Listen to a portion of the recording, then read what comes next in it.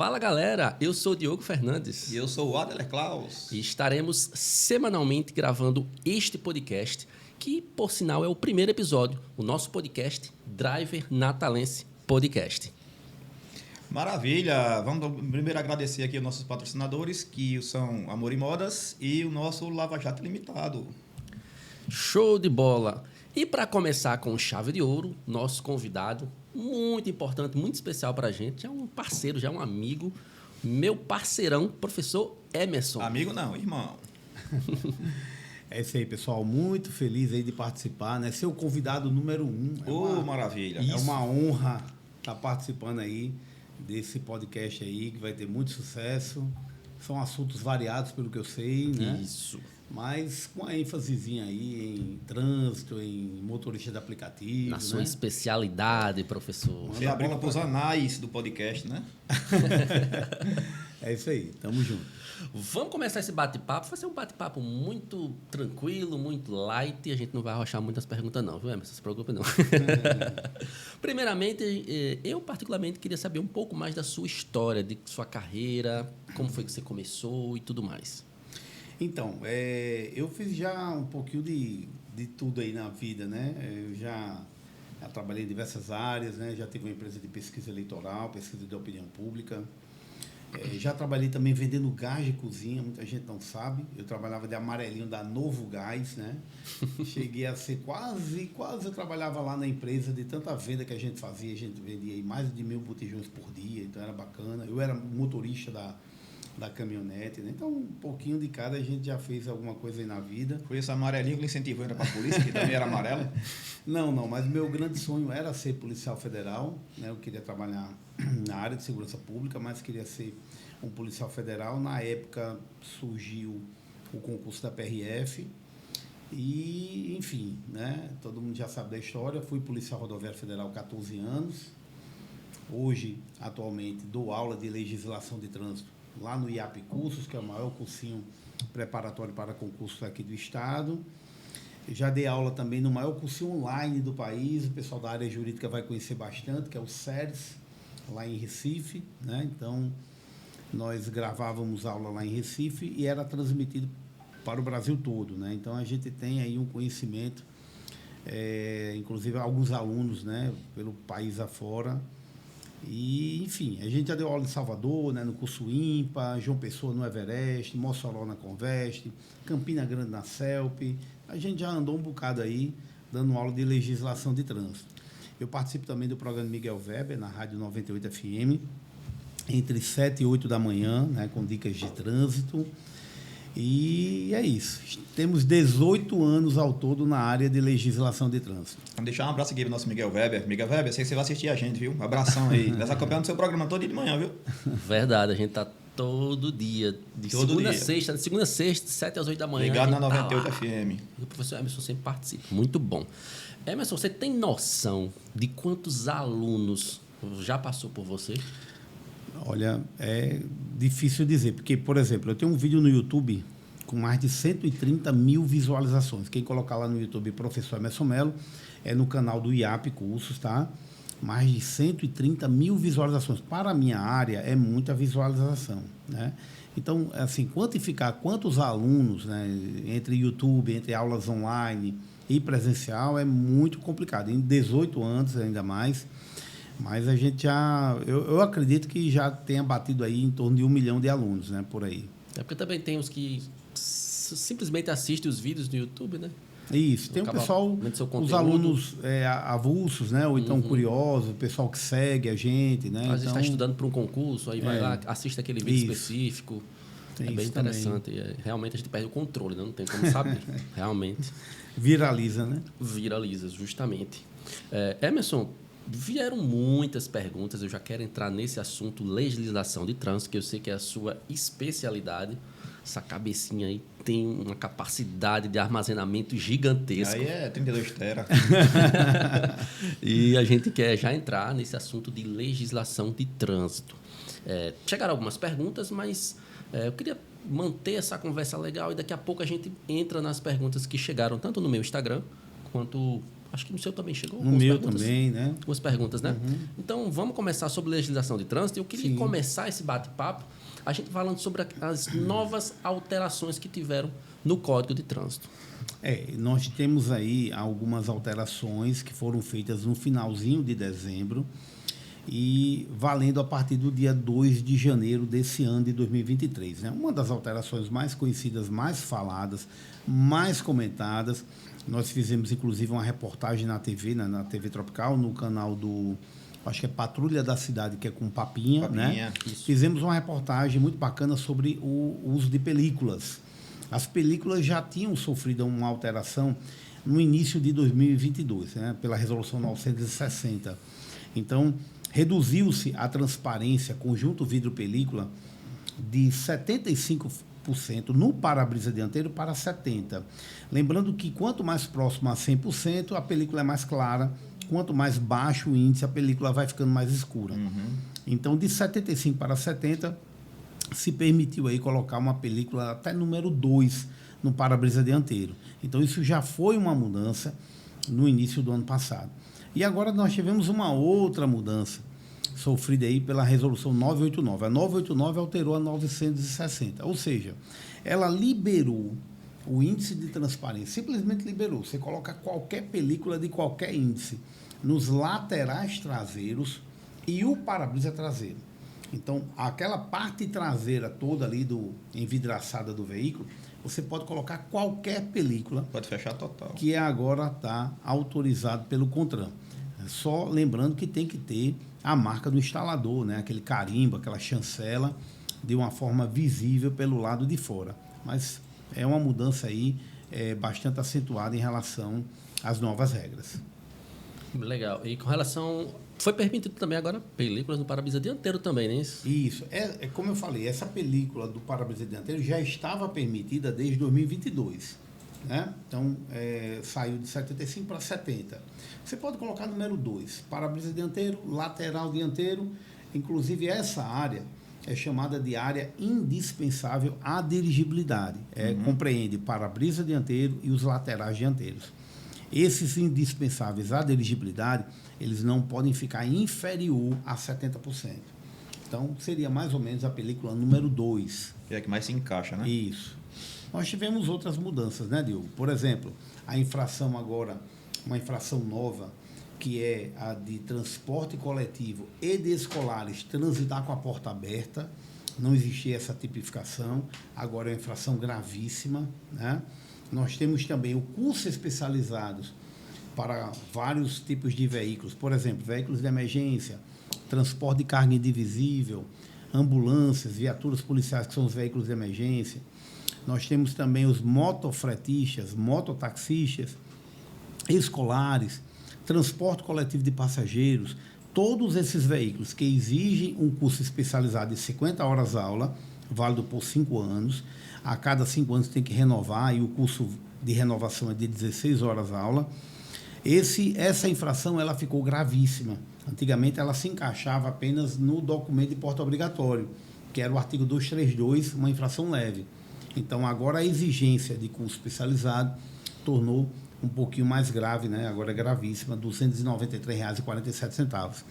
Só lembrando que existe algumas blitz em Natal, o pessoal me pergunta muito se eles estão exigindo o EAR. Não está exigindo o EAR. Na verdade, o EAR é só para você... É tipo uma entrevista lá para você renovar a habilitação. Você vai fazer uma renovação na CNH, hoje tudo é eletrônico, pelo site do Detran, e ele faz a pergunta, você quer que coloque o EAR, né? Você exerce atividade remunerada ao veículo, mas é só uma declaração sua, não tem nenhum tipo de comprovação.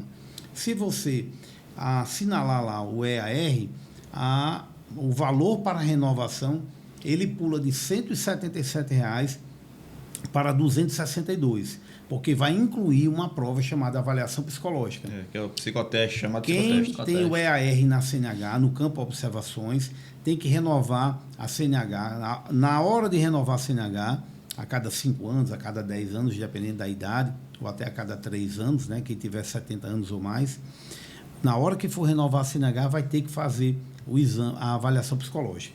Só lembrando isso. Mas tem uma vantagem. Quem exerce atividade remunerada independente de infrações gravíssimas que tomem, não baixa o score, né? Aquele limite de pontos para a abertura do processo de suspensão. Tem isso também, sabia? Tem Não. isso. É mesmo. O limite hoje é de 39 pontos. Tem gente que fala 40. Como é que a gente consegue consultar para saber, eu quero ver como é que está meu score e Olha, quantos pontos eu a atingi? consulta hoje em dia é meio complicada porque às vezes não é online, às vezes não é tão atualizada, tá? Mas você, através do site do Detran, digitando lá o seu CPF e o número da sua CNH, ele vai lhe dar tipo uma parcial. Só que lembrando, ali é a consulta dos últimos 12 meses. E para a abertura do processo de suspensão, o Detran pode abrir um processo até 5 anos. É o que a resolução 723 chama de prescrição punitiva, que são 5 anos para abrir o processo. E a prescrição executória, depois que ele abre, ele tem mais 5 anos para executar. Quase não prescreve um processo de suspensão do direito de dirigir. Você tem um limite de 39 pontos. Todo mundo tem um limite de 39. A partir de 40 pontos ou mais, o Detran vai abrir um processo. Ele tem 5 anos. Nós estamos em 2023. O Detran ele pode retroagir até 2018 e procurar qualquer intervalo de 12 meses Todo o seu histórico, né, para trás. para abrir, para somar. Por exemplo, ele pode pegar no dia 4 de abril de 2019 até o dia 4 de abril de 2020. Então, até 2018, a partir da data de hoje, ele vai procurar qualquer intervalo de 12 meses e vai ver se você somou mais de 39 pontos, a partir de 40. E aí ele vai abrir o processo pela pontuação referente àquele período. Eu pensava, depois de algum tempo, os pontos se expiravam. Você lá, você já fez uma multa, né? Por exemplo, eu fiz uma multa lá, eu paguei aquela multa. Depois de setembro, aqueles pontos se expiravam e voltavam a ser. Se você tiver uma infração há 20 anos, né? Aquela infração vai continuar no seu RENASH. Por mais que eu como pague histórico. Sim, como Isso. histórico. Fica no histórico. Fica no histórico. Só que com 12 meses, ela perde a função de ser somada com outra pontuação a partir daquele período. Só isso. Então, Fica por só exemplo, como histórico. Fica no histórico. Você fez uma infração no dia 1º de abril de 2019. Ela pode ser somada com outros pontos para fins de penalização até 1º de abril de 2020 ou então até 1º de abril de 2018. Ela só não vai ser somada a partir de 12 meses, mas ela fica no seu histórico. E o Detran pode pesquisar o seu período pregresso e tentar achar em um intervalo de 12 meses, ver se você tem aquela pontuação. Aí o que acontece? Todo mundo tem 39 pontos de limite. Quem não exerce atividade remunerada, se tomar uma infração gravíssima, cai de 39 para 29 pontos. Quem tomar 2 ou mais infrações gravíssimas, cai de 39 para 19. Fica aquela regra antiga de 19 pontos. Para quem não tem a EAR. Quem não tem EAR. Quem tem EAR, que é o caso de vocês, que são motoristas de aplicativo também, né? Além de comunicadores também agora. Mas quem exerce atividade remunerada, independente de infrações gravíssimas que tenham cometido, não diminui o score. Vocês vão ter sempre 39 pontos. E aí, mais um detalhe super importante. Vou chamar a atenção de vocês, que quase ninguém sabe. Quem tem o EAR no campo de observações da CNH, lembrando que o que é que significa EAR? Exercer atividade remunerada. Quando atingir 30 pontos ou mais, num período de 12 meses, só pode fazer isso uma vez a cada 12 meses. Tem direito a fazer um curso preventivo de reciclagem. Você vai pagar lá 30 horas aula, vai fazer na autoescola. Mas o que acontece? Você ganha como se fosse uma vida no videogame. Você zera 30 pontos. Zera a pontuação. Se você tiver 35 pontos, você zera 30, só fica 5.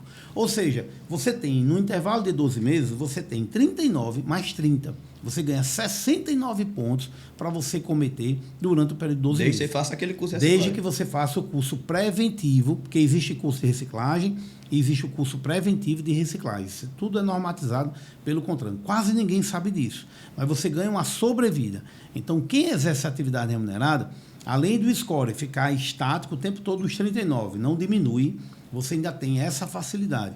Por isso que quando alguém vai perguntar, eu aconselho, quando for renovar a habilitação, colocar a opção EAR, porque você ganha uma grande oportunidade de você não perder sua carteira. Tem muitas vantagens, né? De você poder continuar dirigindo de forma... Né? Sem perder a habilitação. E de repente você quer virar Uber, né? Dia... Eu ia dizer isso agora. Todo mundo vai virar. Minha esposa quer virar Dá uma Uber. oportunidade aí. Tô sem fazer tem... nada, vou cadastrar no aplicativo. Agora que eu liberou 15 anos, meu amor, você pode virar Uber agora. É só pra ficar me seguindo. Não, fica em casa mesmo. Isso. Agora, com relação à pontuação, eu volto àquela mesma pergunta. Como eu vou saber quantos pontos eu tenho, até mesmo para usar esse tipo de recurso? Você teria que pegar uma certidão negativa dentro do órgão estadual de trânsito, né?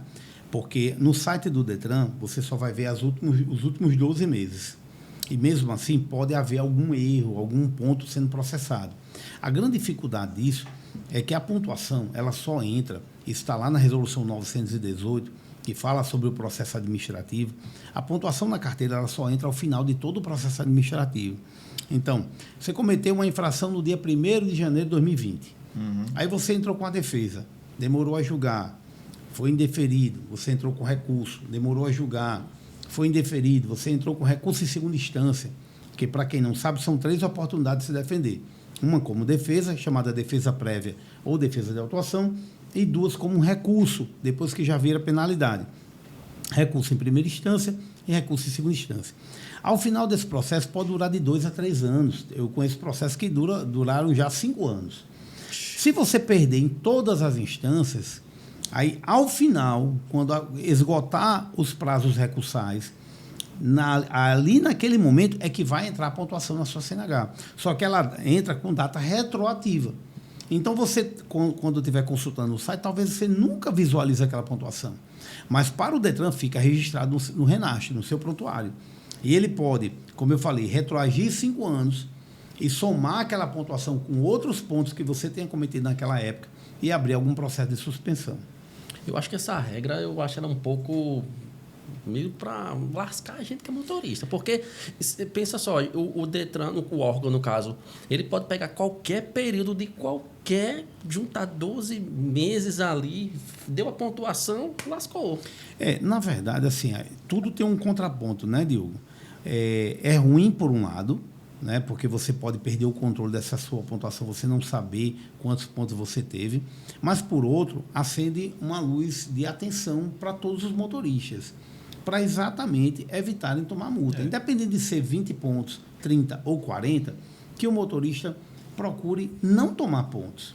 Que ele tá aquela luzinha de alerta, né? Opa, tem que tomar cuidado agora. Exatamente. A qualquer momento você pode perder sua CNH. Então, todo ponto é importante na sua carteira. O ideal é ter um aplicativo tão legal que é aquela CNH digital, né? Não era para ter essa informação lá, né? A CNH digital, ela também só traz informações nos últimos 12 meses. É a mesma coisa tanto que algumas multas, elas vão sumindo. Aí as pessoas acham que a multa sumiu totalmente, mas não, é porque ela só traz as informações dos últimos 12 meses. Mas pronto, tem algumas infrações que, em tese, pelo menos, são inofensivas. Dá um exemplo. Você estacionar o seu carro na frente da sua garagem.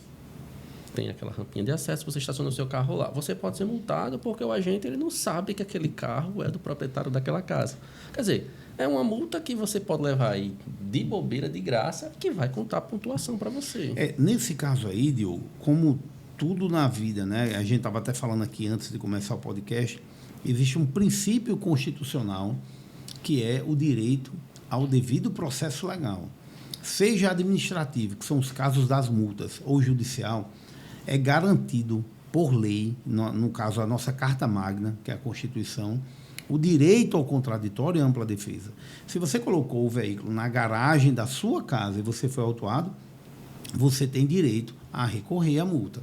E aí você vai, lógico, anexar o documento do veículo, vai anexar o comprovante de residência, você vai comprovar que o seu veículo estava numa garagem, mas a garagem é sua.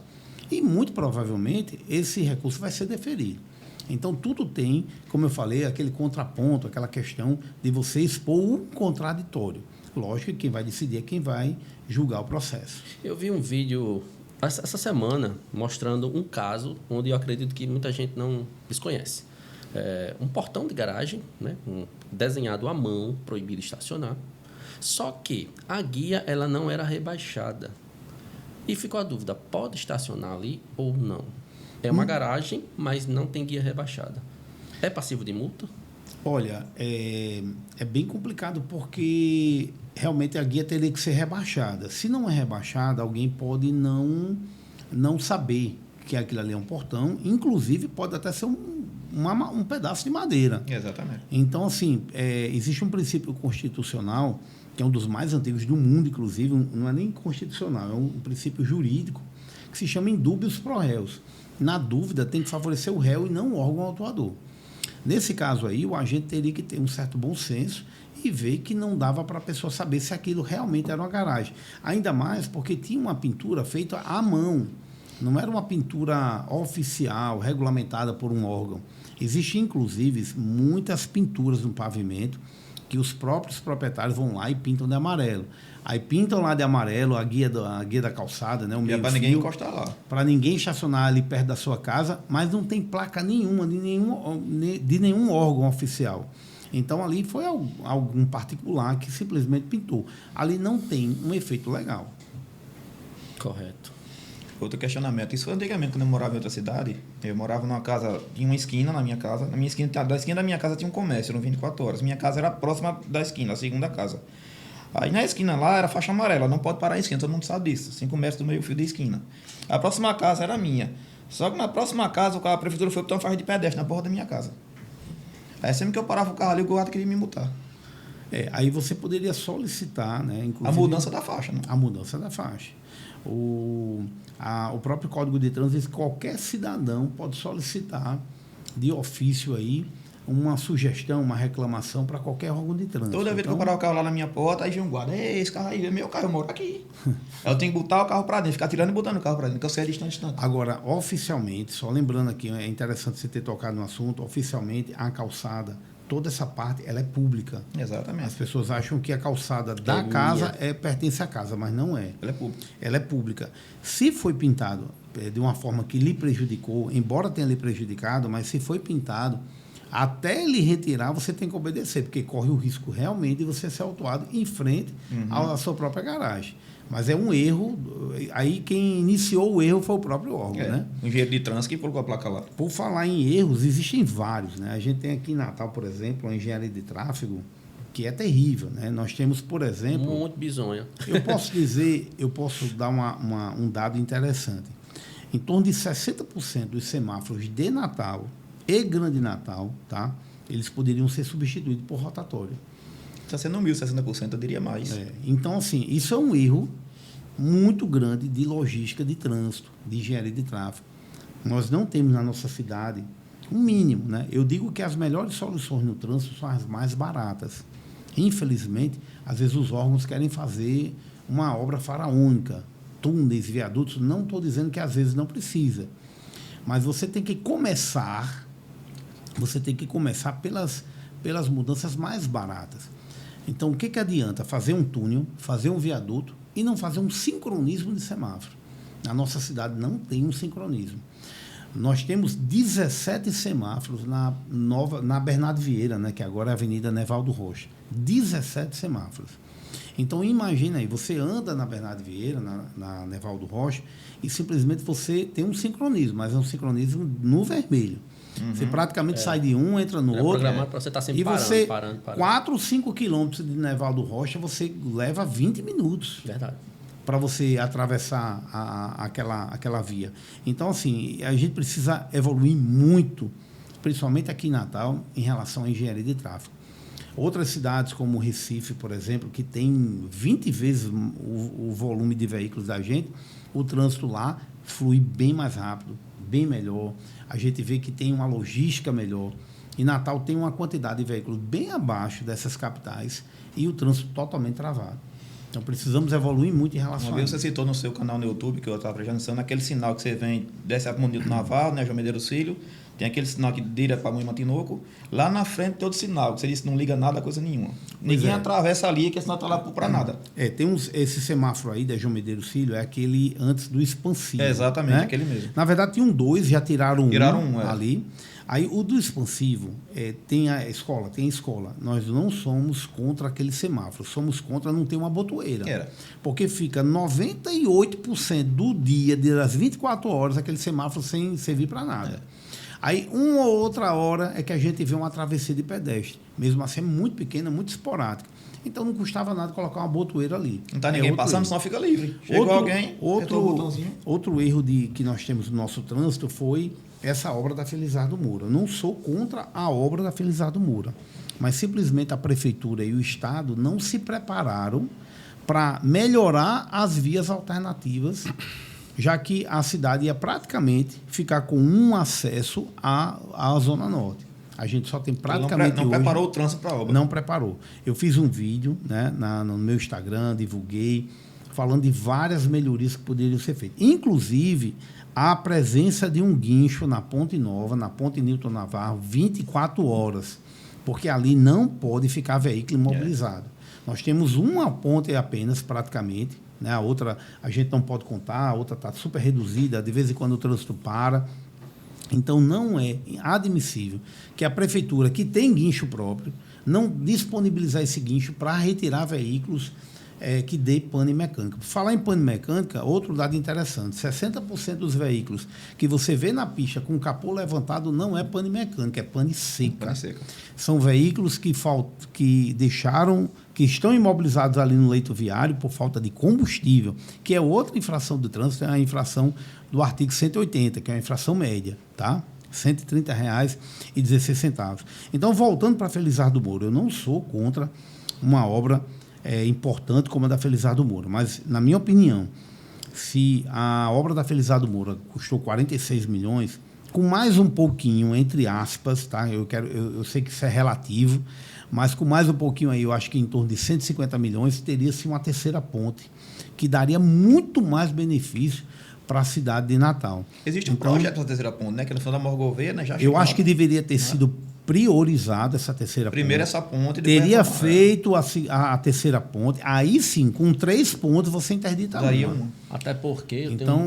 no meu ponto de vista, seria a melhor alternativa logística para a nossa cidade aqui. Até porque essa obra da Felizardo Moura, basicamente, é uma recapeação. Eles vão recapear, alargar, mas estão pecando de forma assim... É como falou, os engenheiros não entendem o que passa na cabeça desses caras. Não adianta você colocar 3 faixas e manter faixas de pedestre. O trânsito vai ficar parando do mesmo jeito. Exatamente. Quer dizer, uma obra dessa magnitude não foi colocado passarelas, que eu acho que seria muito mais seguro e daria muito mais fluidez ao trânsito. Vai continuar com aquele gargalo que a gente já conhece. Vai ficar mais bonita, vai ficar mais urbanizada. Isso. Aparentemente vai ficar melhor, mas, como você falou, um pedestre que vai atravessar vai travar o trânsito da mesma forma. Então, fazer a via e não fazer uma faixa de pedestre é inadmissível. Por falar Andando na Compal e aproveitava a obra, dava uma passarela ali. Por falar em passagem de pedestre, né, eu sou totalmente contra, né, deixar bem claro aqui, eu sou totalmente contra faixa exclusiva de qualquer tipo de veículo que seja, com poucas faixas. Por exemplo, Natal você pega as 3 faixas que nós temos, que são poucas, você vê que quase o trânsito já não anda, aí você pega uma só para ônibus. E tem mais, né? Aqui tem um erro gravíssimo. E ônibus está em extinção, né? Exatamente. A gente quase não vê ônibus, né? Hoje as pessoas estão andando de moto Uber, de Uber, e não estão andando mais de ônibus. Porque ninguém aguenta mais esperar 1h30, 2 horas por um ônibus. Todo mundo tem compromisso, Só não confia mais no horário do ônibus. Tem a questão do conforto, tem a questão de que o ônibus, você tem que descer numa parada e ainda andar. O moto Uber, o motorista de aplicativo, deixa na porta, pega na porta. Então, as pessoas estão substituindo a cada dia o transporte público pelo transporte remunerado individual, né? Seja de moto ou seja de carro. E aí, o que acontece? Você pega 3 faixas e deixa uma só para ônibus. Aí, aquelas 2 faixas ficam completamente travadas. Natal, ninguém anda mais. Existe lei naquelas faixas ou não? Não, aí é que tá. Eu vou falar agora. Não existe... isso aqui que eu vou falar é muito sério. Não existe o conceito na legislação de trânsito de faixa semi-exclusiva. Não existe. Isso simplesmente inventaram. E olha só, não é só Natal que erra, não. Natal, João Pessoa, Recife, algumas cidades estão errando. Aonde temos faixas semi-exclusivas? Não existe. Não, aqui em Natal, que a STTU colocou. Na verdade, eles estão até mudando o nome, a nomenclatura. Estão deixando de chamar de faixa semi-exclusiva, porque não existia, para faixa compartilhada. É outro conceito que também não existe. A faixa é compartilhada de... Eles pegaram o maior veículo, que é o veículo de grande porte, que é um ônibus, para compartilhar com um veículo que nem automotor frágil. É um veículo de propulsão humana, que é a bicicleta. Que são os ciclos. Na verdade, a linha vermelha, aquela linha vermelha, ela não é para ônibus. A gente tem faixa de ônibus pintada de azul. Azul é utilizada apenas para vagas especiais de estacionamento. Leia-se aí as pessoas com deficiência física, tá? Ou a área de embarque e desembarque. Não se utiliza para pedestre, não se utiliza para ônibus, muito menos para ônibus. E a linha vermelha, ela é utilizada apenas para ciclos. O conceito de ciclo no Código de Trânsito são veículos de 2 ou mais rodas à propulsão humana. Ou seja, os veículos que poderiam andar na linha vermelha é patinete, patins, bicicleta. E não dividir a bicicleta, como eu falei, um veículo que nem automotor dividindo com um veículo automotor de grande porte. Então, ali na Hermes da Fonseca, ali a faixa é vermelha.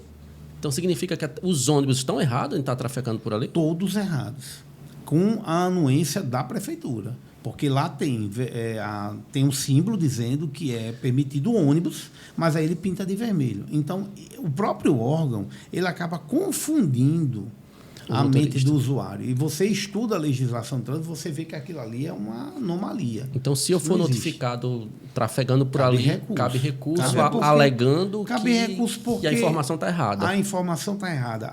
O artigo 90 do CTB diz que ninguém pode sofrer uma sanção por inobservância da sinalização quando esta estiver incorreta ou insuficiente. E lá está incorreta. Correto. Aquela sinalização não é para ônibus, é sim para ciclos. Mesmo que você diga que você também não poderia andar, porque ali é para ciclos, ali tem uma faixa dizendo que é para ciclos, mas tem uma placa dizendo que é para ônibus. E acaba criando essa confusão toda. Mas o recurso que no caso, eu estou falando é caso eu receba uma notificação na minha casa dizendo que eu fui multado por estar circulando numa via exclusiva para ônibus. Isso. Então, nesse caso, caberia o recurso porque aquela via não é para ônibus. Quando a faixa é exclusiva, ou semi-exclusiva, ou compartilhada, como eles chamam, na verdade, pelo código tem que ser exclusiva, é tanto que na tipificação da infração ela fala faixa exclusiva, ela não fala semi-exclusiva, que é o artigo 184. Quando a faixa exclusiva está do lado direito, a infração é leve, é o artigo 184, inciso 1º do CTB. Quando a faixa exclusiva é do lado esquerdo, é o caso da Nevaldo Rocha, tem uma avenida ali no Alecrim, que vai ali para o cemitério, acho que é a Coronel José Bernardo, se eu não me engano, que é do lado esquerdo, aí a infração é gravíssima, é o artigo 184, inciso 3º. Então, existem 2 tipos de infração para a faixa exclusiva. Quando ela está do lado direito, leve, quando ela está do lado esquerdo, ela é gravíssima. Eu sou a favor de que a Salgado Filho ou a Prudente de Moraes, elas se tornem faixas reversíveis. Eu sou a favor de que, no horário de pico, você tenha a Salgado Filho, por exemplo, toda indo para o centro da cidade. E a Prudente voltando.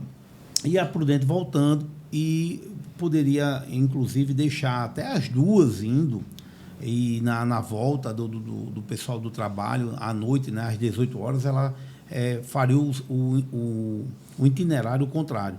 Eu sou a favor disso. Aí sim, quando você tem 4, 5, 6 faixas no mesmo sentido, você poderia tirar uma, sim, exclusivamente para ônibus. Aí, nesse caso, é melhor que seja a faixa da esquerda.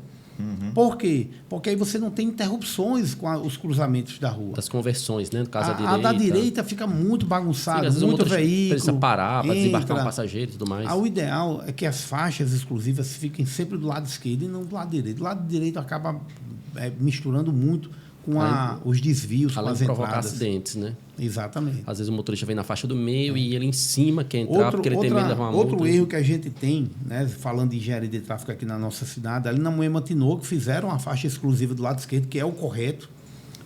Hoje a sinalização não existe mais lá, né? Mas tem a faixa lá, exatamente. Mas a gente não tem mais... As paradas são no meio, você vê que... A gente não tem mais a faixa, praticamente. Está tudo apagado, ninguém pode ser autuado por falta da sinalização, está lá o artigo 90 para comprovar isso. Mas aí o que tem lá na Moema Tinoco? Nós temos lombadas para um ônibus. E não é pouca não, viu? Eu se- contei 350. Aquelas então você passagem- passagens de nível, né? Exatamente. Não é passagem de nível. Ali é passagem Passagem elevada elevada de pedestres. pedestres. Isso. Mas se o transporte de massa tem que andar um pouquinho mais rápido, o interessante seria tirar aquela elevação para o transporte. Pelo menos na faixa exclusiva, eles andarem um pouquinho mais rápido. Mas é como a gente falou, a gente não vê mais o ônibus. Ali na Moema Tinoco, praticamente a gente não vê o ônibus. Mas só tem 2 linhas que passam ali, raramente. E uma vez por raramente ano, né? você vê. Então, são coisas que precisariam ser estudadas de uma forma melhor na nossa cidade, né? Ser equalizado essas necessidades, né? E tirar exatamente essa coisa de faixa exclusiva. A gente quase não tem ônibus. E os demais veículos, que são a maioria hoje, todo mundo se espremendo em 2 faixas. Aí o que a gente vê muito hoje, o trânsito travado, o semáforo aberto, e você não pode avançar o semáforo porque está totalmente engarrafado. Aí você corre o risco de ficar travando ali. Fechando o cruzamento. Fechando o cruzamento quando o sinal fechar. Então, vamos fazer uma pausazinha agora para a gente falar dos nossos patrocinadores, logo aquelas empresas que acreditaram no nosso projeto. E uma delas, lógico, Loja Amor é Modas. Essa loja fica situada no coração do Alecrim, ali na Avenida Coronel Estevão, de frente à Rede Mais. Você, mulherada aí que acompanha o nosso canal, pode curtir, pode ir lá no Instagram deles, @amoremodas, que vai ter muita novidade. Tem novidade toda semana. Você que gosta de modinha, aquelas roupas da estação mesmo, lá você vai encontrar. E eles entregam para todo o Brasil. Recado dado, viu? A loja Amor é Modas. Muito ótimo demais. E agora vamos Vamos para umas perguntas que chegaram Umas para a perguntinhas gente. no Instagram, né? Chegaram umas perguntas no Vou Instagram. começar com uma aqui que é muito pertinente. Manda aí. Eu tenho essa dúvida, que eu rodava muito de madrugada e tinha essa dúvida, eu vou perguntar ao professor Emerson. Professor Emerson, é verdade ou mito que na madrugada, você rodando de madrugada, você chega no sinal vermelho, eu posso cruzar esse sinal sem ser multado ou não? Eu tenho que respeitar o sinal. Tem que respeitar. A legislação de trânsito, ela não dorme. Ela vale por 7 dias, 24 horas, 7 dias na semana, 365 dias no ano. Em nenhum momento a legislação se desliga e diz, agora pode fazer o que você quiser. O que acontece é que alguns órgãos, eles, por conta própria, desligam alguns fotossensores de avanço de semáforo. É o caso da Prefeitura de Natal, se eu não me engano, a partir das 9 horas da noite, tá? Não tenho tanta certeza assim, mas é por conta deles. O DENIT, por exemplo, não desliga. Se você passar 2 horas da manhã, avançar a luz vermelha do semáforo numa rodovia federal que corte aqui o estado do Rio Grande do Norte, você vai ser autuado. Porque o DENIT não desliga os fotossensores. Então, isso é mito, não existe nenhuma regulamentação para isso. O mais importante é você cumprir as normas de trânsito. Agora, eu digo o seguinte, se você estiver num semáforo, num local ermo, escuro, está vindo algumas pessoas aí em direção ao seu veículo, aí você vai ter que escolher a sua integridade física ou o valor de R$ 293,47. Mas você não tem respaldo nenhum, você não pode utilizar a falta de segurança pública como argumento de recurso dessa multa, tá? Deixar bem claro isso. E aquela alegação de que isso vingaria, não posso dizer vingaria, mas para semáforos regidos pelo Estado, não poderia avançar o sinal vermelho, mas os semáforos regidos pela Prefeitura, haveria essa liberação, que no caso seria das 11 da noite às 5 da manhã. Isso procede? Não, como eu falei, não procede, não existe nenhum tipo de regulamentação para isso. Isso é critério do órgão. Aí o órgão pode baixar uma portaria interna, dizer que não vai desligar, mas outro prefeito, outro governador que assuma pode mudar totalmente. Então isso não é uma regra, não é uma lei, não tem aí uma determinação. Isso é a critério de cada órgão. Cada órgão tem a sua forma de trabalhar. Por falar em avanço de semáforo, saiu uma mudança, né? A gente está falando de mudança de CTB, saiu uma mudança agora, Resolução 985 de 2022, entrou finalzinho, 26 de dezembro de 2022, entrou em vigor a partir do dia 2 de janeiro desse ano, de 2023, dizendo que os veículos de emergência, lembrando, quem é veículo de emergência? Ambulância, salvamento, polícia, operação de trânsito, aqueles que têm um intermitente de cor vermelha, eles não podem ser autuados, nem em radar e nem em avanço de semáforo. Para isso, muita gente não sabe, Mas essas multas de equipamento, elas passam por um agente referendador, tá? Tem gente que acha que é automático, né? Não é. Tem um agente que vai analisar cada foto, cada evento que aconteça. E quando ele vir um veículo de emergência, intermitente de cor vermelha, e se tiver a logomarca ou o timbre, né, o veículo que seja identificado com aquela logotipo, né, o logomarca do órgão, ele não pode ser autuado. A resolução diz que esse veículo não vai ser de forma nenhuma multado, nem em radar, nem em fotossensor. Antes dessa resolução que entrou em vigor agora, os motoristas de ambulância ou de polícia teriam que fazer a defesa. Agora nem vão precisar, porque é uma regra nova já valendo aí para 2023. Mas isso só vale para em caso deles estarem em ocorrência ou independente? Só em ocorrência. Só que na hora da foto, Diogo, não vai dar para saber isso. Mas ele então, consegue pelo registro de atendimento e tudo mais. Mas na prática não fazem isso. O que o agente vai fazer? Viu um veículo de emergência avançando no semáforo, mesmo, lógico que em via de regra, se ele tiver devidamente em serviço de urgência ou de segurança pública, enfim, né? Exercendo aí o seu direito de fiscalização, seja ou salvamento ou a sua atividade principal. Mas nem via de regra, o que vai acontecer? Quando o agente referendador vir a logomarca, né, que representa um órgão de trânsito, ou um órgão oficial, e vir a luz intermitente vermelha, ele não vai autuar, porque agora tem um respaldo da resolução 985. E se serve, no caso, para todos esses veículos de emergência? Porque a gente sabe que, por exemplo, ambulância. Tem ambulâncias de órgãos particulares, né? Como Unimed, Apvida, eles têm suas ambulâncias próprias, que também muitas vezes precisa. Também se adequa a essa... Pode se adequar sim, porque a resolução ela fala só veículos de emergência que tenha lá o adesivo e tal. Então, se tiver lá ambulância, ela presta serviço de alguma forma para a saúde pública. Então, não vejo problema de ser um veículo terceirizado ou veículo de aluguel. Perfeito. Não vejo nenhum problema, não. Há um tempo atrás, surgiu aquela conversa sobre a fiscalização da Polícia Rodoviária Federal naquele ponto de parada de ônibus que tem ali no Natal Shopping. Foi muito debatido, amplamente mostrado, de que, a partir daquele momento, os motoristas de aplicativo não poderiam mais parar para embarcar e desembarcar naquele local. Mas eu estava analisando que ali não existe uma sinalização adequada. Existe uma sinalização de que é proibido estacionar e não parar e estacionar.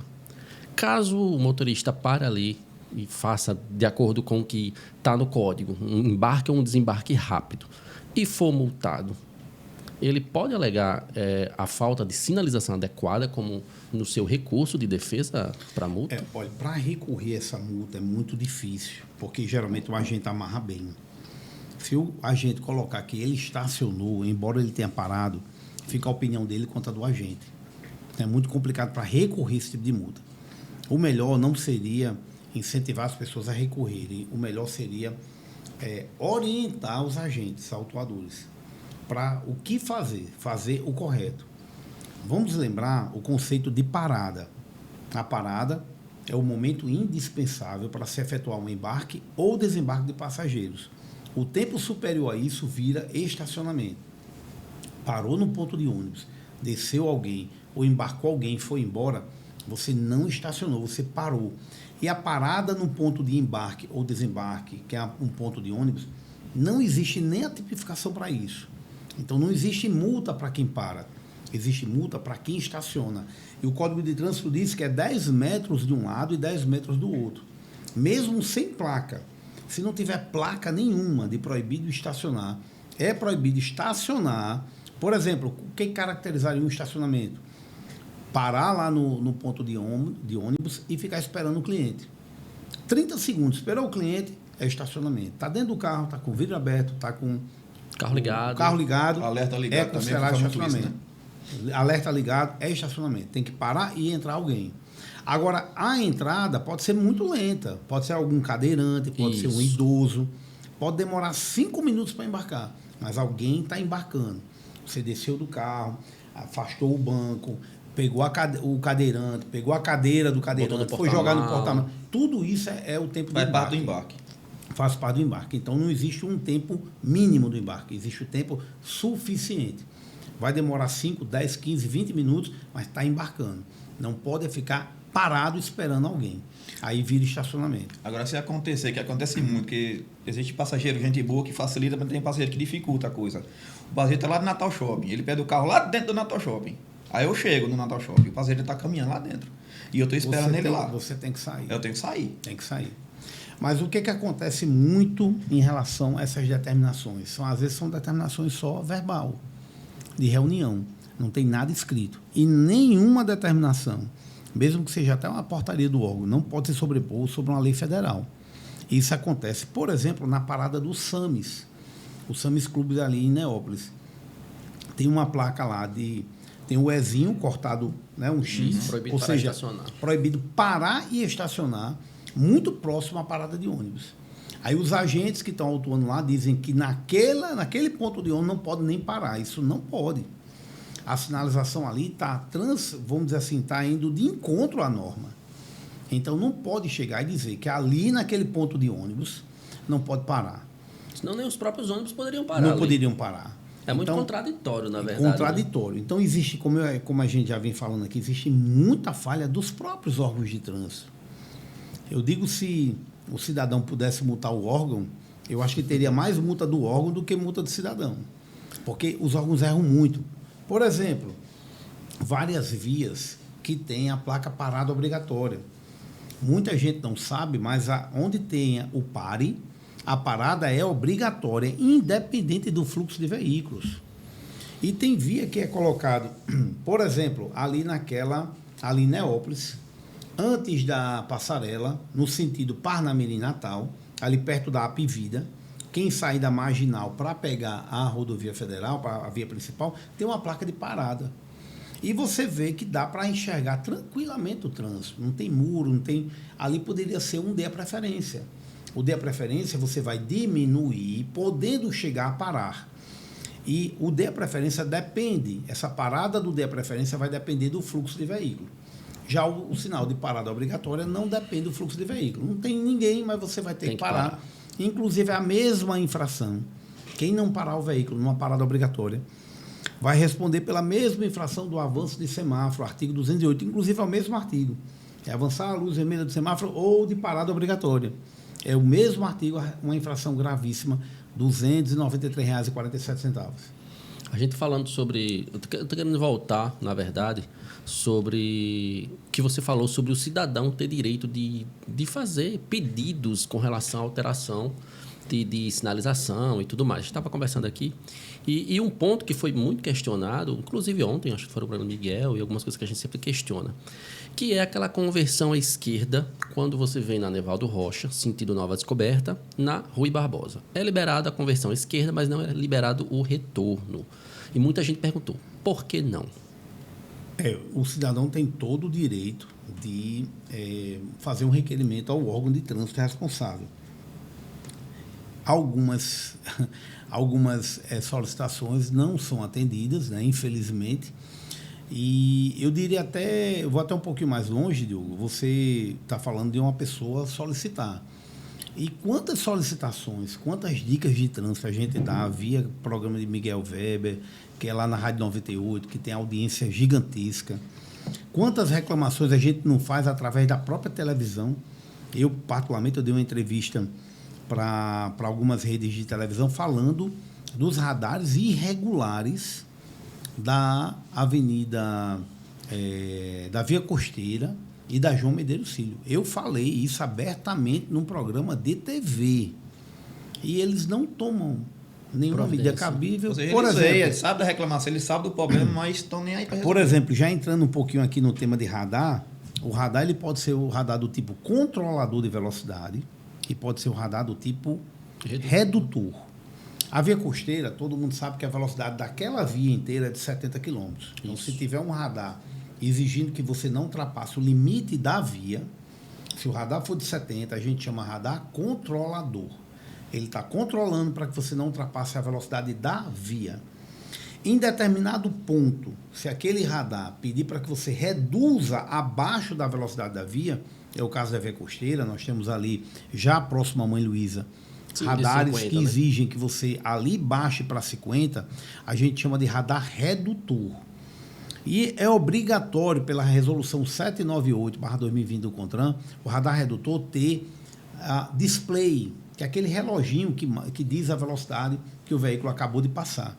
E o radar lá da Via Costeira não tem display. Então, é um erro grosseiro, é um erro gravíssimo. O responsável por aquele radar é o Detran do Rio Grande do Norte. Nós já denunciamos isso em programa de TV e nunca se teve. Eu acho que tem uma outra observação, que se eu não me engano foi você mesmo que falou, com relação a esses radares redutores. Ele precisa ter sinalização gradativa, não é isso? É uma Já redução 70, gradativa da velocidade. Uma placa de 70, uma placa de 60. Se a velocidade da via 50. costeira é de 70 e o radar exige que seja 50, deveria ter pelo menos uma placa de 60 antes. Eu acho que não tem Da ali. placa de... Não, também não tem. Então, Redução são gradual. coisas erradas ali, né? Eu já disse num outro podcast, eu vou dizer aqui também. 90% dos radares, seja da esfera federal, municipal, estadual, 90% estão irregulares. Porque qual é o maior princípio da instalação do radar? É ser instalado em local onde ocorrem muitos acidentes.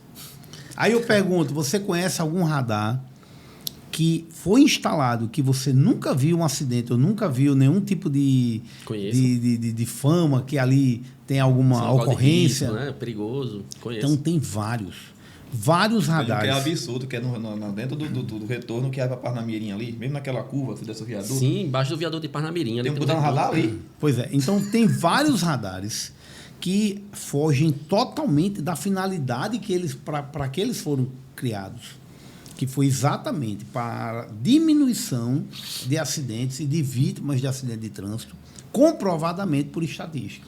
Eu acho que, na verdade, hoje em dia, radar ele não cumpre mais a função que deveria. A função dele agora é exclusivamente a arrecadação. E tem mais um detalhe. Para piorar, né, eu digo que a história do radar se confunde com a história da indústria da multa. Eu acredito sim na indústria da multa. Sabe por que eu acredito na indústria da multa? Não é pela quantidade de radar instalado. Radar instalado, até aí não comprova uma má-fé do órgão. Mesmo o radar instalado em local que não tenha tantos acidentes.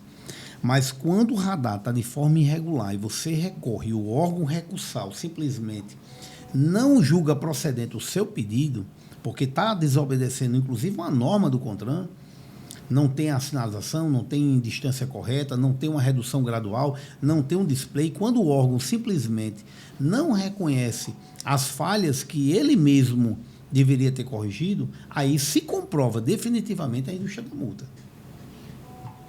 Perfeito. Eu só vou dar mais uma pausinha aqui para a gente falar de mais um apoiador da gente aqui, que é a Lava Jato Ilimitado. Pessoal, a Lava Jato Ilimitado fica lá na Mall Gouveia, número 2373, nosso amigo Tiago. Ele criou um sistema de Lava Jato lá que está revolucionando o Natal. Ele criou um sistema de mensalidade. Você paga uma mensalidadezinha bem sugestiva, precinho pequenininho, e você vai poder lavar o seu carro quantas vezes você quiser. Olha que coisa legal. A partir de R$ 69,95, não é isso? Isso mesmo. Você vai poder lavar seu carro quantas vezes quiser. E você vai pagar esse valorzinho por mês. Não é bacana?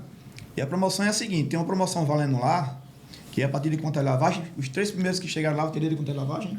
Os 3 primeiros que chegarem lá, você assistiu esse podcast agora, está assistindo, corre lá no Lava Jato, você vai ganhar uma lavagem exclusiva aí do seu carro, para você conhecer a estrutura do Lava Jato, conhecer o atendimento, conhecer o serviço e assim sim testar e poder fechar o teu plano. Muito vale bacana. muito a pena. E além Os do 3 Lava primeiros, Jato, viu? tem conveniência, restaurante, você almoça lá, tudo bem bacana, bem profissional. Nosso amigo Tiago lá fez um negócio lá que está revolucionando, está chamando muita atenção. Eu mesmo vou lá conhecer, tirar um tempinho para ir lá conhecer, fazer meu cadastro lá. O professor Hélio também vai, viu? Estou lhe convidando para ir lá. Sim. Eu conheço Inclusive, sai Thiago. daqui, vai correndo para lá para você ganhar uma lavagem grátis. Eu já sou cliente. Tiago treinava comigo no Muay Thai, apanhava muito. Você conhece o Tiago? Aí, Tiago. Vai apanhar viu? mais. Cobre, viu? Então segue lá, Lava Jato Limitado, procura ele no Instagram, já faz seu agendamento, faz sua parceria com eles lá, que você não vai se arrepender, não. Bora, Show de bora. bola. Falando sobre a questão dos radares, eu acho que é um assunto bem interessante, bem polêmico, posso dizer assim, né? A gente falou sobre indústria da multa. Eu concordo por um lado e discordo por outro, essa questão de indústria da multa. A gente sabe que tem aquela coisa de dizer, se você não quer ser multado, é só você não descumprir as leis de trânsito, as regras de trânsito. Mas é como você falou, tem alguns radares que eles são colocados em locais totalmente desnecessários. Colocaram um radar agora que eu acho ele muito tendencioso. Quando você vem ali na Prudente, aí tem aquele Szinho ali passando perto do Arena das Dunas, tem um radar mais ali embaixo de 50 km por hora. Quer dizer, você vem numa certa velocidade, é uma ladeira, ali é um trecho que não tem cruzamento, não tem interseção de vias, não tem travessia de pedestre, e eles colocaram um radar de 50. Quer dizer, muito perigoso. Eu acho que ele é mais perigoso, ele é mais maléfico do que benéfico. E o interessante, Diogo, desculpa, a gente falando de Tiago aqui, o interessante desse radar aí que você falou no túnel, né, ali já chegando no Arena das Dunas, pela Romualdo Galvão, eu acredito que seja isso aí. Não, na verdade é outra, é na Prudente ele. Quando você vem de Candelária, aí tem aquela ladeira que tem o Szinho.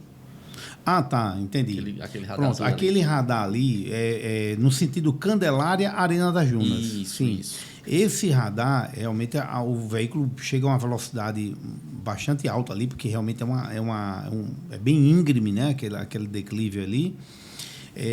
O que acontece? Ele tem que ter placas de ambos os lados. Lá são 3 faixas no mesmo sentido. Quando você tem 2 ou mais faixas no mesmo sentido, você tem que ter a placa R19, que é aquela placa de velocidade máxima, em ambos os lados ou sobre a via. Ou o órgão coloca dos 2 lados ou coloca sobre a via. Mesmo no e a centro gente da não via, tem. né? Agora, primeiro o radar veio, não tinha sinalização nenhuma. Agora colocaram uma sinalização no equipamento. Pelo menos pela última vez que eu passei lá, não tinha sinalização antecedendo. Colocaram agora. Não, colocaram. Tem que ver se a placa está só de um lado. Está dos 2. Porque tem que estar de ambos os lados. Inclusive, dos 2 lados. Quando tiver o equipamento, tem que estar também de ambos os lados no próprio equipamento. No equipamento ele só tem a placa de velocidade, né? No caso é 50. E no anterior ele diz fiscalização eletrônica e 50. Se ele é 50 km, tem que ver a velocidade da via. Tem que ver se aquela via é de 50 km.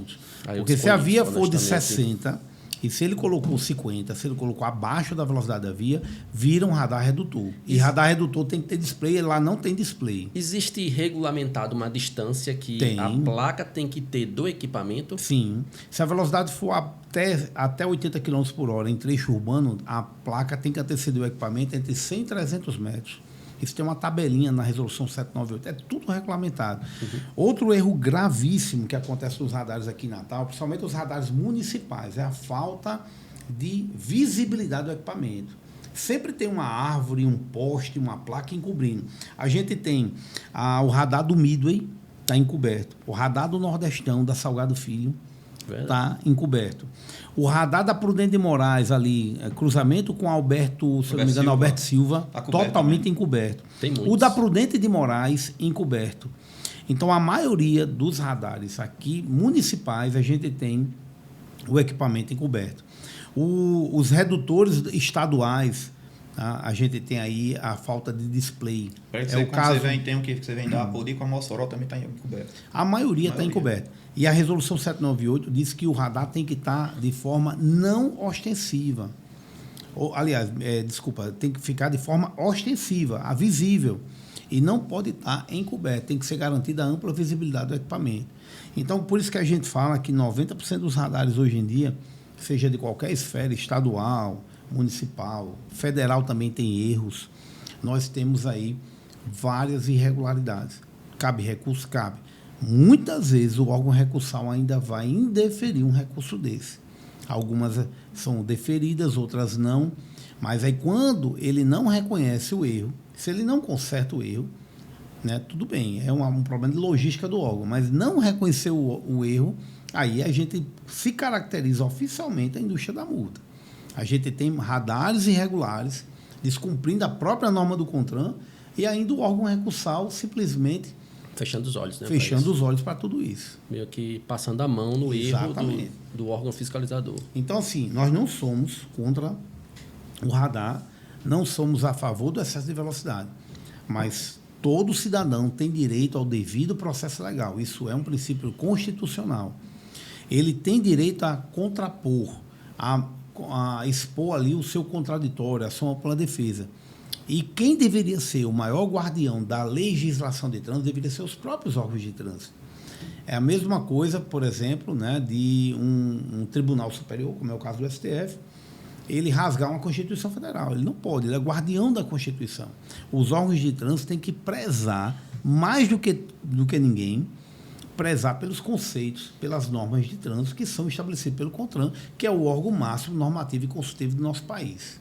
Mas, infelizmente, a gente percebe que isso acontece muito. Inclusive, os órgãos que deveriam fiscalizar, que deveriam ser profundos conhecedores, né, da legislação de trânsito, muitas vezes pecam, erram e desconhecem. Deixa eu comentar um fato interessante. Não sei se vocês viram aí, viralizou na internet um vídeo de um cidadão que partiu para agressão física com um agente municipal de trânsito. Isso ocorreu numa cidade do Pará, do estado do Pará. Eu não sei, eu li a reportagem, esqueci agora o nome da cidade. Mas viralizou. O agente de trânsito foi autuar lá, ele era um motociclista. Depois descobriu-se que ele é um lutador de MMA. E o agente de trânsito quis tirar não sei, disse que ia autuar, o cara deve ter dito assim, pode autuar, né? E ia embora. E o agente de trânsito não ficou satisfeito em autuar e tentou tirar a chave da ignição da moto. Quando ele tentou tirar a chave, aí houve toda a confusão. O rapaz, né, que é inclusive lutador de MMA, saiu da moto, agrediu ele. Os populares afastaram ele lá, no vídeo dá para ver bem. O agente levanta meio atordoado, olha assim para o celular do motociclista e joga no chão com força, já com raiva, porque ele tinha batido já nele. Aí é quando o lutador volta, dá uma joelhada voadora, né? Quando eu vi aquilo que eu treino Muay Thai, é típico do Muay Thai. Ele deu uma joelhada voadora, o cara cai e ele já cai batendo, né? Desfere ali vários socos ali no agente de trânsito, que o agente de trânsito apaga. Ele desmaia, ele apaga. Então ficou, né, aquela coisa, fez certo, fez errado, mas agente municipal, órgão municipal de trânsito, não tem competência para remover veículos. Vamos deixar bem claro que a apreensão de veículo não existe mais. Esse termo apreensão, ele foi vetado por uma lei, a Lei 13.281 de 2016. Tá? É o inciso 4º do artigo 256. É uma das penalidades que existia antigamente. Isso não existe mais. Então, a pessoa dizer, meu veículo foi apreendido, isso é um termo em desuso, desde 2016.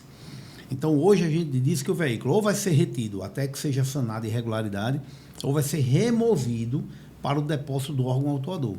Mas o amarelinho, o órgão municipal, não pode remover veículo, a não ser que seja estacionado em local proibido, ou veículo abandonado, alguma coisa assim. Mesmo assim, se está lá, inclusive na nova resolução 985, se não chegar o guincho, se não iniciar a operação de remoção, o infrator pode tirar o veículo e não vai ser levado para o depósito. Isso está normatizado.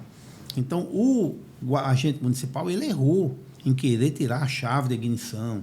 Ali foi um abuso de autoridade. Lógico que nada justifica a agressão por parte do cidadão. Mas o agente municipal, ele errou. Ele tentou fazer um confisco de um bem privado sem ter competência para isso. Só quem pode remover veículo é a Polícia Rodoviária Federal numa rodovia federal ou o DETRAN em rodovia estadual ou municipal. E o amarelinho ainda pode, mas só para estacionamentos irregulares, porque no estacionamento cabe remoção e ele pode sim. Mas, como a gente falou, se o cidadão tirar o veículo e o cidadão já estava subindo na moto, já estava ligando, já ia embora, ele pode autuar, mas não poderia, extrapolou ali a competência dele. A gente também considera isso abuso de autoridade. Então, deixar bem claro, comentar um vídeo que circulou aí na internet, nas redes sociais, né, viralizou, dizer que muitas vezes o órgão erra por desconhecimento. O órgão, o agente, falta cursos, falta reciclagem, falta treinamento, falta estudo da legislação de trânsito. Né? A gente estava comentando exatamente isso em relação aos órgãos de trânsito. E aí você, meu amigo, guarda da STT, cuidado para tirar a chave dos outros. Você pode dar de cara com o lutador de MMA. Você toma no papel. É verdade. E aconteceu isso comigo durante o Carnatal eu fiz perguntas a um agente de trânsito em 2 momentos, né? Eu parei para desembarcar um passageiro, era numa parada de ônibus, e eu perguntei. Um agente disse que podia, e quando cheguei mais na frente, o outro disse que não podia.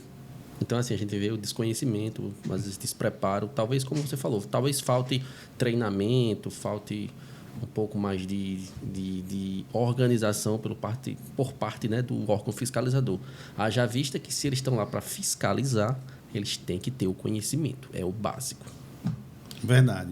Não é à toa que o Brasil é considerado hoje o 4º país do mundo em vítimas de acidente de trânsito. Morre mais aqui no Brasil em um ano do que a Guerra do Vietnã, que durou 6 anos. Dados oficiais mostram que no Brasil já chegou a 50 mil, hoje está em torno de 30 mil, mas dados extraoficiais podem chegar até 80 mil mortos por ano. Para você ter uma ideia, porque tem muita gente que não é contabilizado, não é feito boletim de acidente, tem pessoas que morrem uma semana, um mês depois. Então, não está internado, morre depois, aí vira. Exatamente. Mas esses 80 mil aí, que são dados extraoficiais, eles representariam aí mais ou menos uma queda de um Boeing com 200 pessoas a cada 2 dias. É simplesmente uma guerra civil que a gente está vivendo no trânsito. Isso, em muito, consequência de falta de investimento em educação para o trânsito. Falta investimento não só no cidadão, mas falta investimento também de treinamento e capacitação dos próprios órgãos e agentes de trânsito. Isso que eu ia dizer, não é só o cidadão, o motorista. A gente sabe que a maior parte é por falta de educação e desconhecimento da legislação de trânsito, né? Que ocasiona imprudências e tudo mais, mas os órgãos fiscalizadores também deixam muito a desejar, e o próprio Estado. A gente vê rodovias aí em péssimas condições, não só de trafegabilidade, como também de sinalização. Muitas vezes você vai e não sabe se pode fazer uma conversão, se não pode, se ali é proibido estacionar ou não, e tudo mais. Então, realmente é complicado. Professor, chegou outra pergunta aqui de outro seguidor aqui, a respeito dos faróis de LED. E muita gente já conhece da lei, muita gente ainda não conhece, o que é os carros que podem, o que é o carro que não pode. Só tem aí conhecimento desse processo? Então, existe uma resolução do CONTRAN que entrou em vigor no dia 1º de julho de 2022, que ele diz que você pode mudar a tecnologia, né? Lembrando as tecnologias que nós temos hoje em dia, né? As mais comuns, as mais utilizadas. Nós temos as lâmpadas de filamento, tá? Que são a maioria dos veículos nacionais. Nós temos a descarga de gás, que o gás aí é o xenônio, né? Por isso que deriva aí o nome xenon. E nós temos a tecnologia de LED. Para mim, a LED é a melhor lâmpada do mundo. É fria, para você ter uma ideia. Os veículos nacionais que trabalham com filamento vêm com 60 watts. A lâmpada de LED trabalha com a metade, com 30. Uma lâmpada fria, uma lâmpada que consome pouco, e ela clareia tão bem quanto o xenon. Barata, custo baixo, fácil de instalar, não sobrecarrega sistema de iluminação, não tem muita fiação, é muito simples. Então, eu acho, inclusive, que a legislação deveria autorizar mudança de farol de uma forma indiscriminada, talvez só com a aprovação do Inmetro, alguma exigência desse tipo em relação à qualidade, mas para as lâmpadas de LED. Mas hoje é o seguinte, a legislação permite a mudança sim, de tecnologia e de potência, mas desde que conste em literatura no manual do veículo. O grande problema é esse. Qual é o veículo hoje que vem de fábrica e no manual está dizendo que o sistema de iluminação dele está preparado para duas tecnologias diferentes? Isso iria aumentar o custo do veículo. A legislação permite, mas na prática, qual é o veículo? Eu, particularmente, não conheço nenhum veículo que venha de fábrica preparado para duas tecnologias, que ele teria que ter todo um sistema de fiação do xenon, por exemplo, e outro sistema de fiação para o LED. Então, se ele vai ter que trazer dois tipos de fiação, 2 tipos de sistema, o custo daquele veículo vai aumentar e ele vai ter que repassar para o usuário final. E a maioria acaba não usando o 2, ou fica mudando. A maioria vai usar o melhor. No caso, o LED, hoje, para mim, é o melhor sistema de iluminação do mundo. Então, assim, apesar da legislação permitir, na hora da prática, a gente vê que vai ficar valendo sempre a original de fábrica. Por isso que a gente aconselha as pessoas a não alterarem o sistema de iluminação. Salvo isso, vai ter uma multa grave, artigo 230, inciso 13, né, que é sistema de iluminação, a característica de sistema de iluminação alterado, uma multa de R$ 195,23, além do veículo ter que ficar retido até sanar a irregularidade. Pode até o agente recolher o documento, dar um prazo para regularização, mas vai ter que passar por esse procedimento. No meu caso, eu já vi no manual lá que meu carro não tem suporte para esse tipo de equipamento. Então, não poderia colocar. Mas, no meu caso, se eu quiser tirar aí a lâmpada amarela para super branca, eu já poderia. Você mudar o amarelo, o filamento, para super branca, você está alterando, você não está alterando a tecnologia. Então, você não precisa de autorização nenhuma. Porque continua a tecnologia filamento. Você só está mudando a cor do farol. E a cor é autorizada sim. A lâmpada amarela ou a lâmpada super branca, que é branca, ela é autorizada pelo CONTRAN normalmente. Então, resolvido o problema. Resolvido o problema. Essa dúvida aí, a dúvida tirada do professor Emerson Melo. Tem mais alguma pergunta? Trocando em miúdos, você que se animou quando viu essa lei aí, dizia, agora eu vou botar um LED, um xenon no meu carro. Pode baixar teu cavalinho, não vai mudar nada, não. Esse mais ou menos por aí. Verdade. Tem mais perguntas aí? Eu acho que tem umas outras perguntas que chegaram aqui. Uma pergunta que eu achei interessante, que tem muita gente que não sabe, mas inclusive um colega meu foi multado e ficou indignado, que foi o braço em cima ali na janela do carro. Por que isso dá multa, professor? É porque você não pode dirigir somente com uma das mãos, salvo para você acessar acessórios, né, ou passar a marcha, ou fazer gesto convencional de braço. Muita gente não sabe também, mas ou você liga a luz indicadora de direção, você aciona a seta, ou você faz o gesto convencional de braço. Então, o braço para fora do veículo, né? Deixa eu ver aqui a câmera. Assim, tá meio estranho. É porque tá invertida. Mas aqui, a mão para fora do veículo, você vai fazer um deslocamento lateral para a esquerda. Deslocamento lateral pode ser uma mudança de faixa, pode ser conversão ou pode ser retorno. Se você fizer isso, você está dizendo que você vai fazer um deslocamento lateral para a direita, tá? Aí pode ser uma mudança de faixa para a direita, pode ser um retorno para a direita ou uma conversão para a direita. Você pode fazer um ou outro. Só pode soltar a direção para esse tipo de finalidade.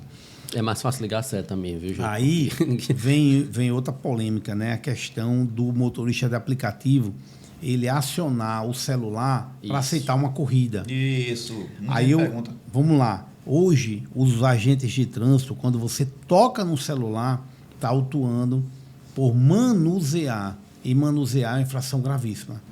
Conectado à aparelhagem sonora ou ao aparelho celular, ela é média, tá? Se você pegar no celular, ela vira gravíssima.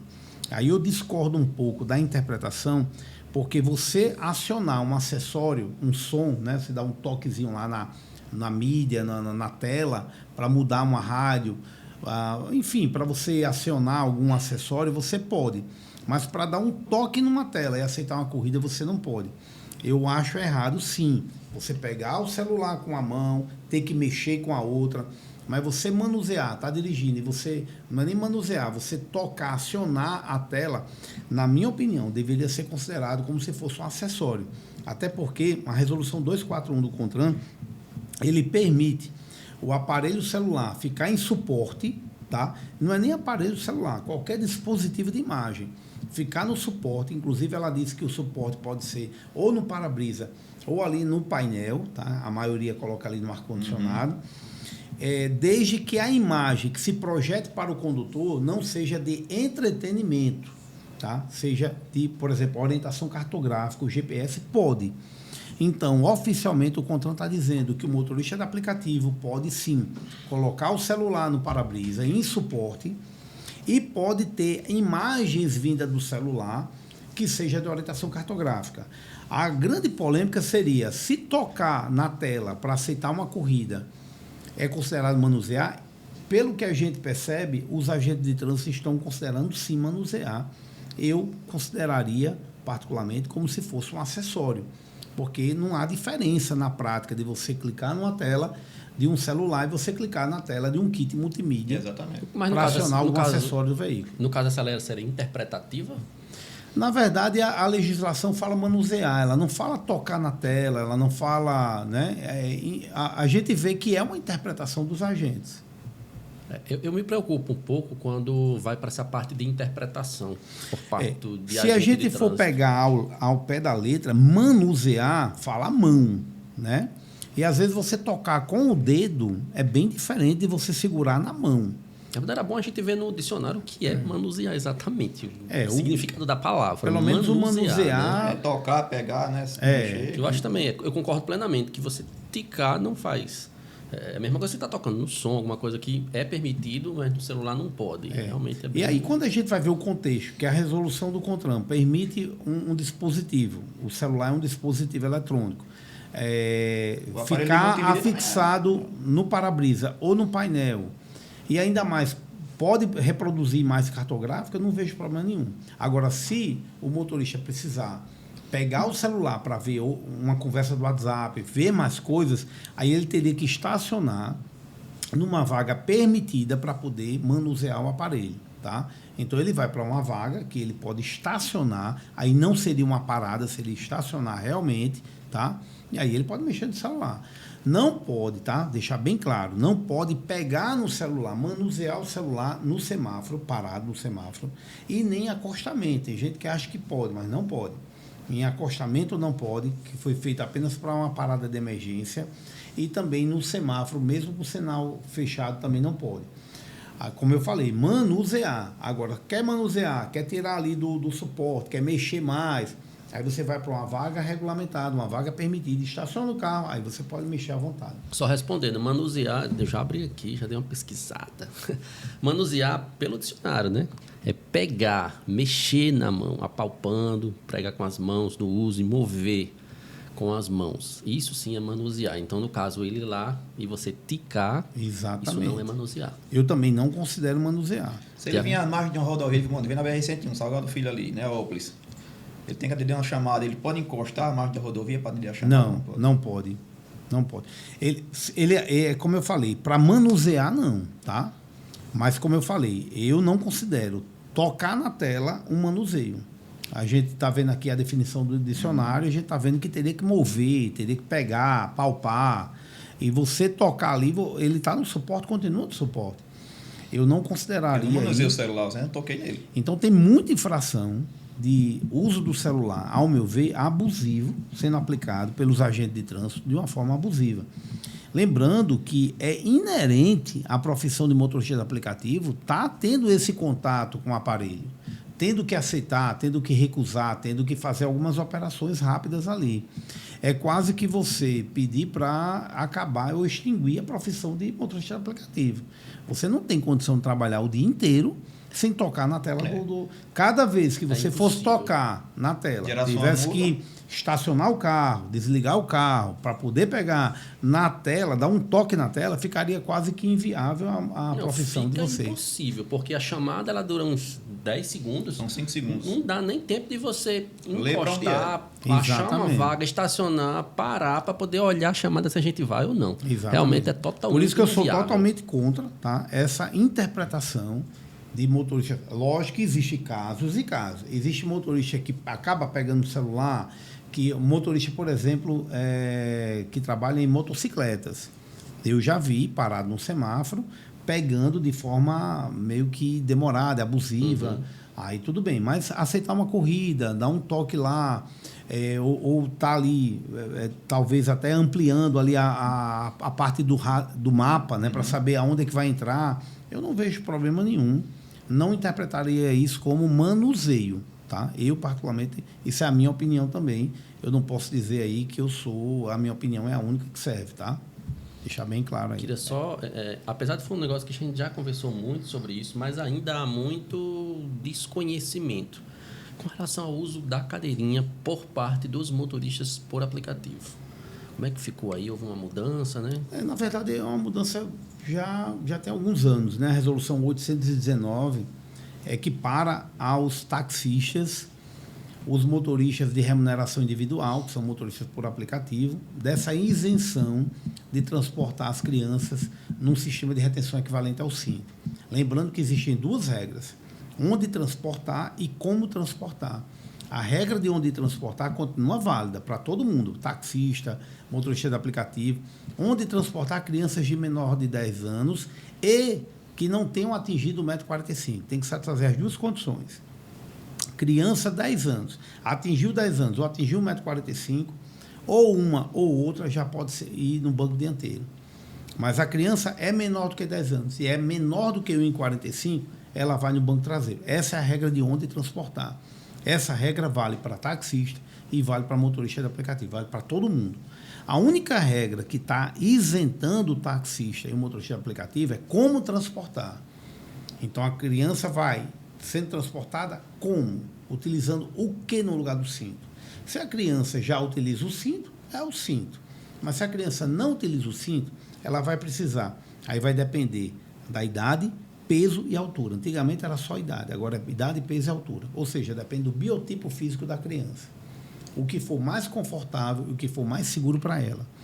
Então, a criança... Um exemplo bem prático. Tem uma criança de 6 anos. A minha filha era assim, com 6 anos. Ela tinha 1,45 m, muito grande. Ela pode ir aonde? Se ela tem 1,45 m, ela pode ir no banco dianteiro, mesmo com 6 anos. Mas ela vai utilizando o que no banco dianteiro? O sistema de retenção equivalente. O cinto já dá certo? Já, então vai de cinto. O cinto fica passando na região cervical. Então ela vai precisar de um assento de elevação. Aí esse assento de elevação, ou o bebê conforto, ou a cadeirinha, dependendo da idade, peso e altura, é que vai ficar isento os motoristas de aplicativo, de transporte remunerado individual e os taxistas, os transportes coletivos e os veículos de carga superior a 3.500 quilos. Os escolares, só aqueles dotados de Isoflix. Se tiver Isoflix, é obrigatório ter o sistema de retenção equivalente. Se não tiver o sistema Isoflix, também não é obrigatório. Então, aí vai se igualar aos taxistas nessa isenção. Correto. Só 2 observações que eu queria fazer referente a isso. Primeiro, é um ponto... São muitas regras, só que a gente sabe que o meio de fiscalizar fica bem difícil, né? Porque tem a questão do peso, a altura. Muitas vezes a gente não vai ter uma balança para saber o peso da pessoa. Não existe um peso fácil saber, porque é o que é mais confortável. Se você passa um cinto na criança e está passando na região cervical, você está colocando ela em risco. Sim, sim. É muito fácil. Inclusive, crianças que já são maiorzinhas e o cinto fica passando na cervical, precisaria do assento de elevação. Se não tem um assento de elevação, pode ser substituído pelo cinto subabdominal. Agora, cuidado, não pode pegar aquele cinto 3 pontos e transformar ele em subabdominal, passando aquela parte por trás. Não pode. Porque muda como vice-versa, né? Tem muita gente também funcionamento dele. Tem muito motorista também, esses motoristas raiz, que a parte de baixo ele já deixa para trás, né? Já deixa o cinto afivelado, ele só faz puxar aqui pela frente. Aí não pode, vai porque aí vai alterar o sistema de proteção do cinto. É igual o motociclista que usa o capacete e não afivela É a mesma coisa. A cinta jugular. Se ele bota por trás aqui na hora da colisão, ele passa por debaixo do cinto. Outra coisa que eu queria... outro comentário. Não fica um pouco contraditório, porque assim, em algumas regras se compara um motorista por aplicativo com um taxista, mas para outras regras não. Alegam-se a falta de uma regulamentação para gente que é motorista aplicativo. Isso não fica um pouco contraditório? Diogo, essa parte aí já não é muito a minha praia, porque a gente não costuma muito discutir as leis, a gente tem que falar mais sobre a lei. É a mesma coisa que eu falar assim, olha, existe um projeto de lei que tramita no Congresso Nacional para que a autoescola seja opcional. Eu não gosto muito de tratar sobre projeto de lei. Projeto de lei tem 1 milhão lá tramitando, ou engavetado. É bom a gente comentar sobre leis que estão valendo. Porque se a gente ficar comentando algo que pode vir ou não acontecer... Então, assim, essa questão de se era para ser... Na minha opinião, era para ser, mas falta regulamentação, porque mexe muito mais até com a política do que com a própria parte técnica da legislação. Aí eu não tenho muito conhecimento para falar sobre isso, entendeu? Não, mas quando eu falo isso, eu falo da abordagem técnica mesmo.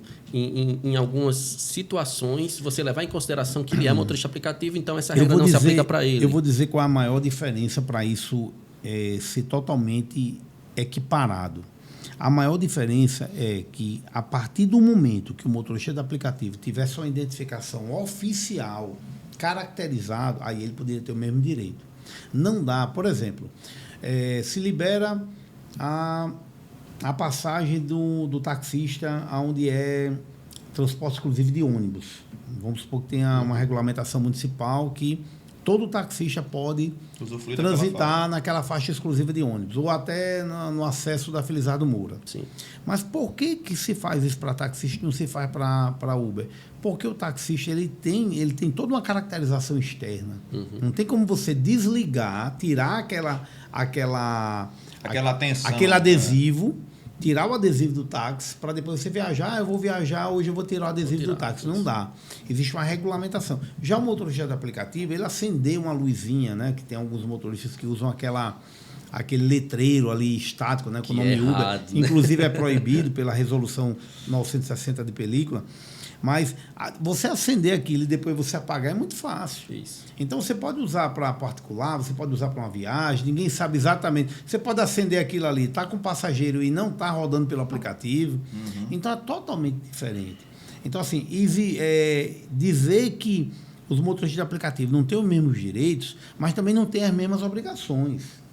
Então tem que ver se realmente o motorista de aplicativo vai querer andar todo adesivado. Ele querendo ou não, não deixa de ser uma vantagem. Ele pode simplesmente desligar ali e passar por um veículo particular. Ele pode andar no veículo dele, tá andando num veículo que ele usa para trabalho de forma particular, sem ninguém perceber. Então existe essa diferença também entre o motorista de aplicativo e o taxista.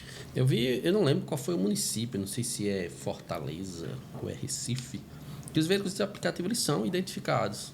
Eu acho que já deve ter tido a regulamentação. E tem um adesivo redondinho, acho que no para-brisa traseiro. Se não me engano, é no traseiro e no dianteiro. E lá tem, esse veículo trabalha por transporte por aplicativo. Quer dizer, eles são identificados. Ele não é todo adesivado, ele só tem simplesmente aquele adesivo que identifica ele. A partir do momento que se fizer isso, aí poderia ter uma regulamentação igual. Agora, tem um ditado no direito que a gente diz assim, se tiver o ônus, vai ter o bônus. Tem o bônus, é verdade. Então, não dá para o motorista do aplicativo querer o bônus sem ter o ônus. Que o ônus seria a partir do momento que ele tiver as mesmas obrigações, né, que a gente chama de deveres, aí ele começa a ter direito. É verdade. Eu concordo com isso aí. Eu acho que Professor, eu vou fazer uma pergunta aqui. Um vizinho meu lá, ele tem uma van de transporte escolar, certo? Só que no período que não está tendo aula, o que é que a maioria faz? Ele tira a farda de escolar para poder fazer passeios. Mas só que a van ela é cadastral como transporte escolar. Ele pode fazer passeio fora parte? Não, ele não pode porque ele vai ter uma autorização do órgão específico. Dependendo da viagem dele, pode ser a NTT, pode ser o DR. Ele está fazendo viagem irregular. Outra coisa, a faixa dele nem poderia ser removível.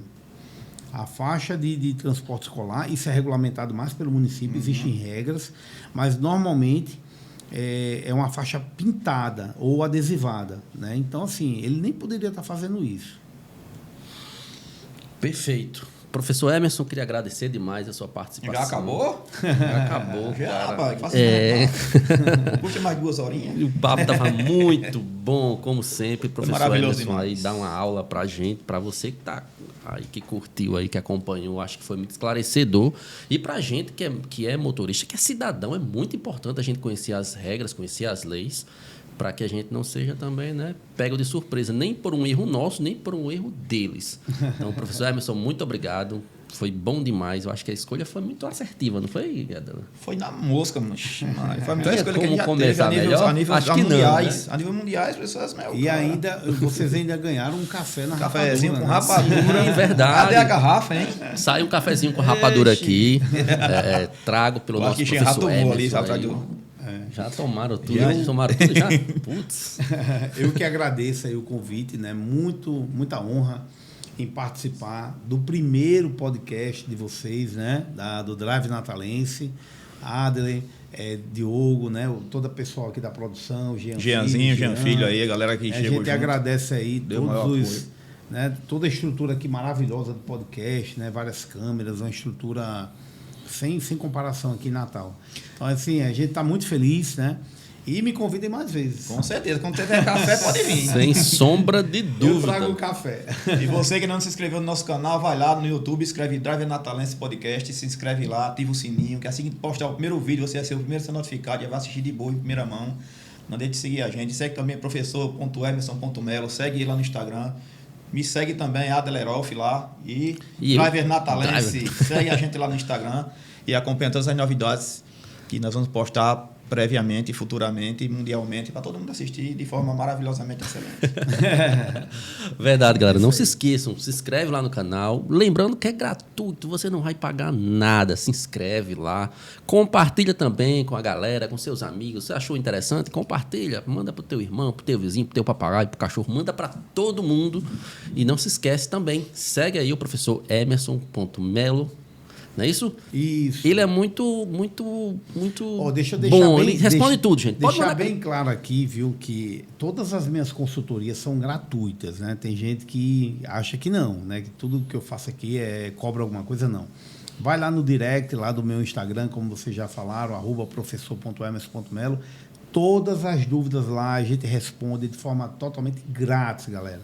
Inclusive até modelo de defesa de multa a gente passa também gratuito. Tá Olha certo? aí, coisa boa. Aí, ó. Seus problemas se acabaram-se. Valeu, galera. Muito obrigado Tchau, aí tchau. mais uma vez. Uma ótima semana para vocês e até a próxima semana, se Deus permitir. Valeu, galera. Fiquem todos com Deus. Semana que vem a gente está aqui de novo com mais um podcast, com mais um convidado a ser divulgado.